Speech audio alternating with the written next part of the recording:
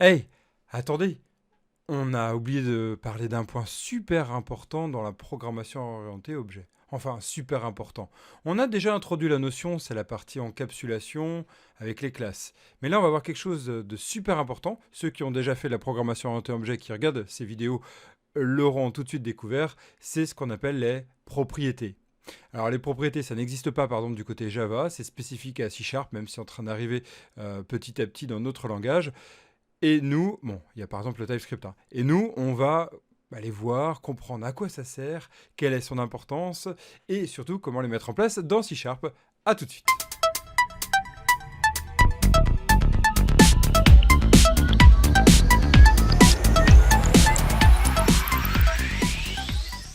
Bonjour, je suis Evan, le concrétiseur, je parle pour la chaîne Dev to be Curious, la chaîne des développeurs et des développeuses qui sont et qui restent curieux, curieuses.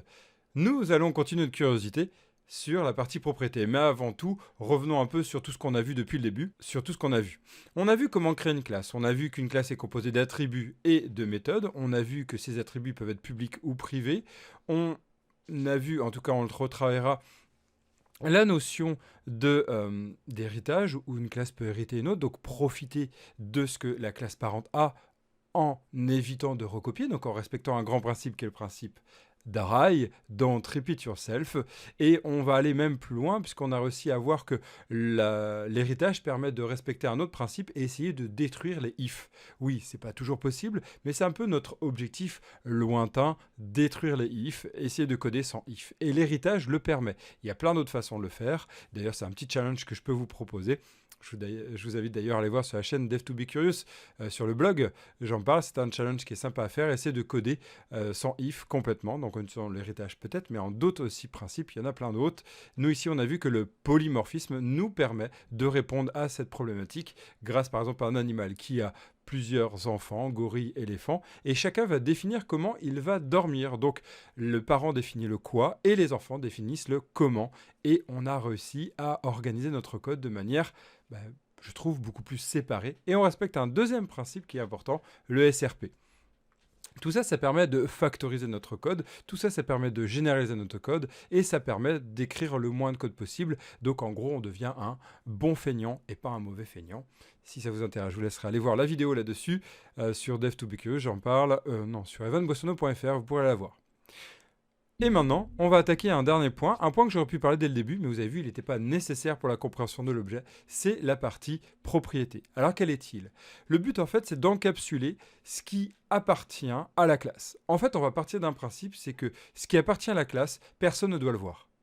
C'est ce que j'aime bien dire, c'est qu'on n'aime pas montrer nos attributs. Super blague, hein. Mais ça permet de s'en rappeler en fait. Se dire que en fait, nos attributs sont personnels et on n'a pas envie de les montrer à tout le monde. Bon, à part si vous êtes naturiste, mais ça c'est votre affaire. Et donc on va chercher plutôt à les cacher et décider de ce qu'on va proposer. Regardez comment on est habillé, c'en est bien la preuve. On cache certaines parties de notre corps et on décide de montrer d'une autre façon. Hein, on pourrait très bien très loin dans cette réflexion, mais bon, vous voyez l'idée. Et donc ici, c'est ce qu'on va respecter avec les classes. C'est le même principe. Et donc, on va le faire ensemble. C'est parti. Comment réussir à le faire? Vous allez prendre par exemple la classe animal. Et donc, dans la classe animal, vous voyez que tout est public. Premier réflexe que je vous ai dit, c'est que tout doit être privé. En fait, non, je vous ai dit qu'on cachait. Eh bien, en C# et dans beaucoup de langages orientés objets, on peut décider de la visibilité d'un attribut, d'une classe ou d'une méthode, etc. Donc, la visibilité, c'est par le mot-clé qui s'appelle private, public étant la visibilité globale. Et là, tout de suite, vous voyez qu'il y a deux niveaux de visibilité. Le niveau de la classe publique, elle peut être visible ou non cette classe, ou les attributs de la classe et les méthodes de cette classe. Ici, on va rendre privé tous les attributs, parce qu'on veut cacher nos attributs. Donc on va rendre cacher nos attributs, tous nos attributs. Alors bien sûr, ça a posé problème, puisque les enfants ne connaissent plus, et bien sûr l'extérieur ne connaît plus. Parce que tout ce qui est privé n'est visible que dans la classe.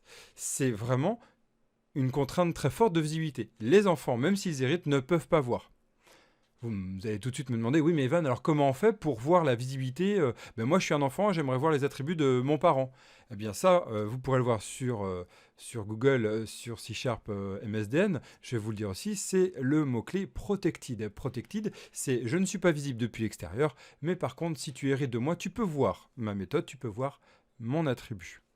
Bon, à vous décider si vos enfants ont le droit de voir vos attributs. Pardon, je reste dans le contexte, excusez-moi. Et donc ici, on va essayer de permettre quand même une visibilité. On va décider de ce qu'on montre. Mais c'est une première règle que vous pouvez garder. Dès que vous avez construit une classe, tous vos attributs doivent être privés. Cachez vos attributs. Voilà le grand conseil de la programmation orientée objet. Il y en a plusieurs autres qu'on a vus avant. Et ici, on va essayer de rendre public ce qu'on veut montrer.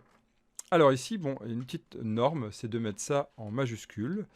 Ici, même de mettre un underscore pour les anciens du monde .NET. Vous savez sans doute qu'avant, c'était des underscores qu'on mettait. Moi, j'aime bien cette norme. J'aime bien cette norme. Parce que ça permet en fait de représenter la différenciation entre privé et public. À vous de voir si vous l'appréciez ou pas. C'est pas gênant en fait dans ce que je vais vous montrer. Ici, notre animal a un prénom et on aimerait pouvoir dans ma première découverte ici, là, dans Programme, pardon, dans Selfie à Wookie, dans Programme, pardon, voilà, ici, on aimerait, voilà, pouvoir accéder à prénom. Vous avez vu que là, je ne peux pas accéder à prénom. Je suis bloqué, car l'attribut n'existe pas déjà. Et deuxièmement, il était, en plus, je l'ai transformé de public à privé. Donc ici, comment on va pouvoir faire? Vous retournez dans Animal, et ici, vous avez créé donc des propriétés. Les propriétés, en fait, c'est un accès. C'est une protection d'une fonction et d'une procédure qui permettent de soit modifier, soit récupérer l'information. On appelle ça des accesseurs.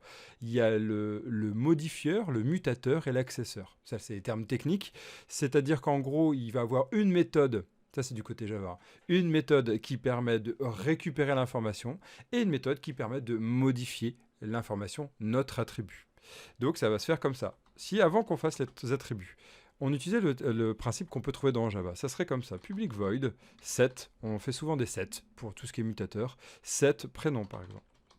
Et là, on va faire une valeur as string, puisque le prénom est en string. Très bien. Super. Et là, on va faire this.underscore. Hop, voilà, prénom. Reçoit. Alors, excusez-moi. C'est pas string, ça c'est des réflexes de VB.NET. String, ça sera mieux. Voilà. Reçoit value.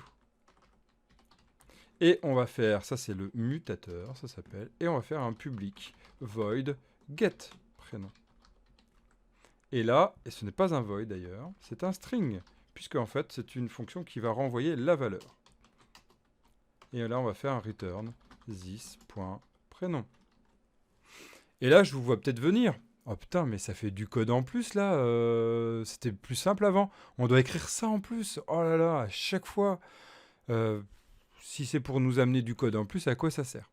Alors, peut-être que vous ne voyez pas déjà. Mais imaginez qu'au moment de la vérification, au moment de la mise à jour de notre prénom, on souhaite modifier, vérifier par exemple, if, on va le faire que si notre prénom passé en paramètre n'est pas nul.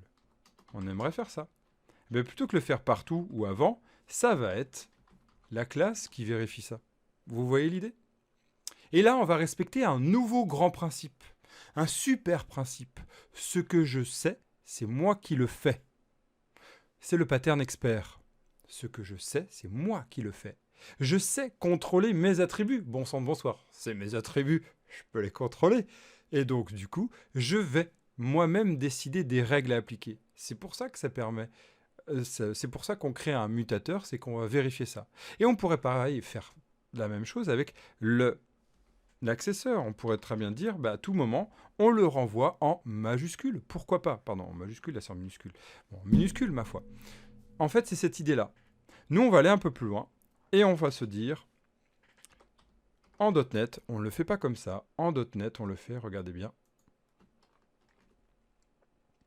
comme ça. Hop. On crée ce qu'on appelle un mutateur accesseur en même temps. Regardez bien. On appelle ça une propriété. C'est encapsulé dans une zone. En fait, ce que vous voyez en dessous, le set, il est ici. Le get, ici, il est là. Alors ça, c'est la façon C# 6 et 7. Hein. On va essayer de le retransformer avec la façon d'avant. Je pense que ça sera plus clair pour tout le monde. Moi, personnellement, c'est comme ça que j'étais habitué il y a bien longtemps. Oui, je fais très vieux avec ça, hein, mais c'est vrai. On fait un return, this.prénom. Et ici, on va faire un set. Et là, on va faire get. Là, ça ressemble plus à des fonctions et des procédures. Vous ne trouvez pas? Et voilà, ça y est, on a tout bon. On a prénom qui est un getter et accesseur. Vous voyez l'idée? En fait, on a encapsulé le mutateur et l'accesseur. Yes! Alors ça, c'est une première présentation. Je vous propose la prochaine vidéo de mettre à jour l'ensemble des mutateurs et accesseurs et de parler un peu de ce champ d'accès public, protected, private. En attendant, je vous invite à mettre à jour la date de naissance, la date d'arrivée dans le zoo et le nombre de jambes, et pareil pour les autres animaux. D'ici là, codez bien, retravaillez cette partie, ce n'est qu'une présentation. Allez chercher sur Internet pour encore mieux comprendre. Je vous retrouve très vite pour la prochaine vidéo. Ciao!